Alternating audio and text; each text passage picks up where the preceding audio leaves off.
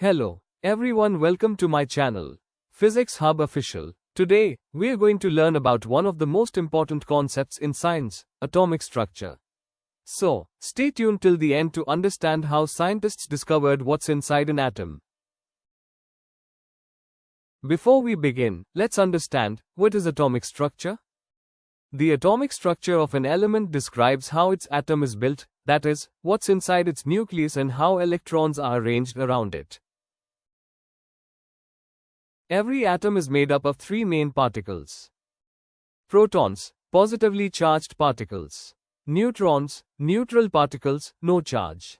Electrons, negatively charged particles. Now, let's talk about how scientists discovered this structure.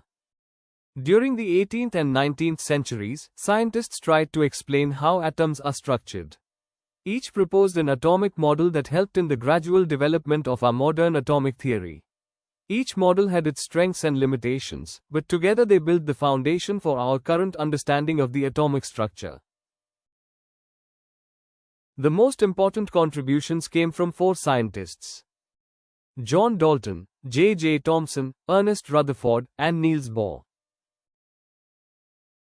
John Dalton proposed that atoms are indivisible and the smallest unit of matter. J. Thomson discovered the electron and proposed the Plum pudding model. Ernest Rutherford discovered the nucleus and proposed the nuclear model. Niels Bohr introduced the idea that electrons revolve around the nucleus in fixed orbits, also known as energy levels. Different elements have different numbers of protons, neutrons, and electrons, which gives each element its unique properties. The atomic number of an element equals the number of protons in its nucleus, and this number identifies the element. The atomic structure tells us what atoms are made of: protons, neutrons, and electrons, and how they are arranged. Over time, atomic models by Dalton, Thomson, Rutherford, and Bohr helped shape our modern understanding of the atom.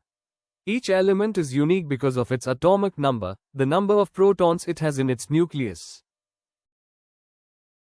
Thank you so much for watching this video. If you found it helpful, don't forget to like, share, and subscribe to my channel for more educational content. See you in the next video. Till then, keep learning and stay curious.